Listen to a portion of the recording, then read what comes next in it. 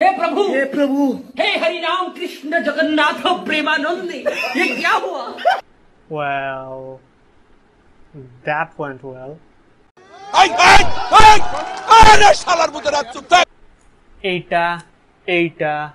এইটা আর কি আসছে? তিনটাই মাথায় আসতেছে। এই ইউএসএর সাথে দুটো প্রস্তুতি ম্যাচ, ইন্ডিয়ার সাথে একটা ম্যাচ, এতগুলা হারার পরে কেউ আশা করে নাই এই হারামজাদার দল, এই হারামজাদা সে একলা। আচ্ছা, এখানে আরেকটা আছে, এই দুইজন থাকার পরও যে দল জিতবে এটা আশা করা বোকামি ছিল। কিন্তু আমাদের হটেস্ট রাইভেল আমাদের চেয়ে বড় লেভেলের ডিসঅ্যাপয়েন্টমেন্ট হবে, এটা কে জানতো।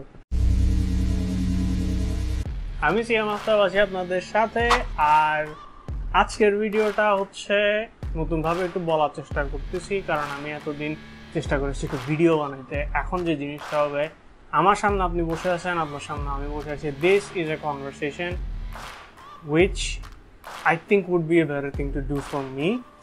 যদি ক্যামেরা কাঁপতেছে মতো মনে হয় তাহলে ধরে নেবেন আমার মেকশিফট ইউটিউব সেট আপ এটাই একটুকুই ভর করে। তহিদ হৃদয় 3টা ছক্কা হাসারাঙ্গাকে, মোস্তাফিজের উইকেটস, রিশাদের উইকেটস। মোদ্দা কথা, কোনো একটা মিমে দেখছিলাম যে লেজেন্ডারি লেভেলের রাইভালরিতে নতুন কিছু অ্যাড হইল, যে শ্রীলঙ্কা আমাদের দেশে এসে ওয়ার্ল্ড কাপ নিয়ে চলে গেছিল, সে আমাদের সাথেই পারতেছে না। আর পাক্কা 10 বছরের পার্থক্য এই অবস্থাটা হইতেছে। তো আগামী 10 বছরে কি হবে এটা মাহবুব জানে। 124 রানের টার্গেট দেওয়ার পরে বাংলাদেশের যে এটা চেঞ্জ করতে এতটা সময় লাগবে এটা আমি আশা করি নাই, কারণ আমি যে সময় খেলা শুরু হয়েছে সে সময় ঘুমাচ্ছিলাম। কারণ বাংলাদেশের খেলা দেখার চাইতে ঘুমটা আমার জন্য মোটামুটি ইম্পর্টেন্ট হয়ে দাঁড়াইছে, কারণ বাংলাদেশ যা দেখাইছে এর আগে পুরো দেশ ডিসঅ্যাপয়েন্টেড ছিল। আজকে সবাই না লাফায় উঠবে, কিন্তু তারপরও কিছু ওয়ার্নিং আছে বাংলাদেশ টিমের জন্য। যদি ভালো খেলতে হয় এই বান্দা সম্ভব হইলে এই বান্দাকে সরাই দেন।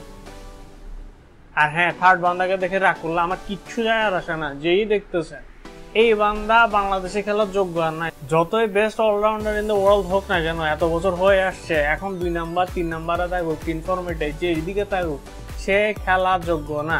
প্রথম 2 ওভারের হাইলাইট দেখতেছিলাম তার, সে 2 ওভারে 24 রান দিয়ে বসে আছে, উইকেট পাইছে কিনা সেটাই মনে পড়তেছে না। ব্যাটিং এ নামছে 7 রানে আউট, দরকার কি? সে আর ওয়ার্ল্ড ক্লাস প্লেয়ারের লাভটা কি? দেশের জন্য তো কিছু করতে পারলি না। আর এই বান্দা, তাকে কেউ গুনতেছে না, তাকে কেউ সহজে দাম দেয় না, তাই সে পুরানো হয়ে গেছে, সব সময় খেলা হাল ধরে সে একলা। তারপরেও বলবে হচ্ছে মাহমুদুল্লাহ এমনকি সাকিব সবচেয়ে ভালো, তানজিম ইকবাল ভালো খেলে না, ওপেনিং এ কে আছে ভালো খেলতেছে? হ্যাঁ, sorry for being aggressive, enthusiastic fan. কিন্তু আগামী যে খেলাগুলো হবে সেগুলো হচ্ছে, তার মধ্যে সবচেয়ে ইম্পর্টেন্ট হচ্ছে সাউথ আফ্রিকার সাথে খেলা। কারণ আমি যে মুহূর্তে এটা রেকর্ড করতেছি, ডাচরা জিতে নাই, তারপরে ইউএসএ কেন জিততেছে আমি এখনো জানি না, পাকিস্তান কেন হারছে আমার মাথায় ঢুকে নাই।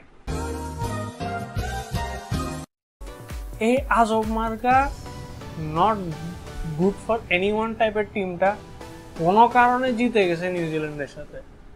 কেমনে? আর এই জিনিসটা ফ্রেম করে রেখে দেন, আফগানিস্তান যতই ভালো খেলুক, দিন শেষে কারো না কারো কাছে তো ধরা খাবে। আর জিনিসটা সবচেয়ে আইরনিক হবে যদি আমাদের কাছে এসে ধরা টাকায়, কখন দেখা হবে? নেক্সট স্টেজে গ্রুপ সি ডি তো একসাথে থাকবে গেছে। আর ঘরে ফেরত আসতেছে নেদারল্যান্ডস। এখন এই বান্দারা মাঝে মধ্যে ইংল্যান্ডকে হারায় দেয়, মাঝে মধ্যে সাউথ আফ্রিকাকে হারায় দেয়, সেটা গত ওডিআই ওয়ার্ল্ড কাপ এসে করছে। এখন অঘটন যদি বাংলাদেশের সাথে ঘটায় তাহলে তো, কারণ আমি দেখতেছি না শ্রীলঙ্কার আর ওটার কোনো চান্স আছে।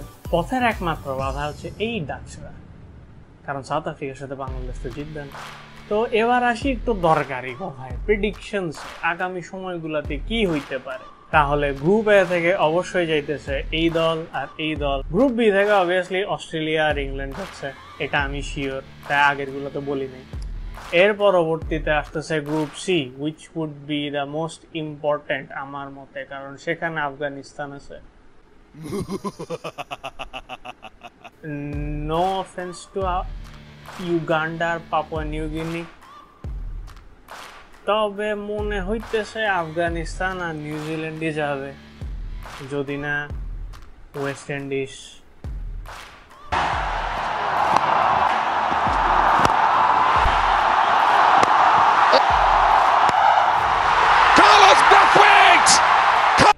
আর পরবর্তীতে আসতেছি আমরা, সাউথ আফ্রিকা তো টিকিট কেটে ফেলতেছে অলরেডি, আর খুব সম্ভবত আমরা যাইতেছি।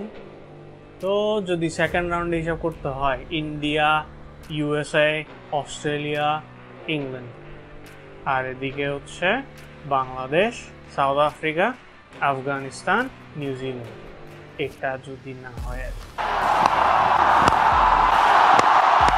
আর বাকি প্রেডিকশন এখন করব না, ভবিষ্যতে কন্টেন্ট বানানোর জন্য কিছু রেখে তো দিতে হবে।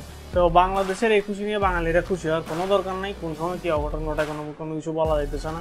ওডিয়া ওয়ার্ল্ড কাপ ডাচদের কাছে হেরে আসছে, কোনো গ্যারান্টি নাই। আর আমার বিদেশি যারা দেখে ওরা নিশ্চয়ই আমি কি বলতেছি কিছু বুঝতে পারতেছেন না।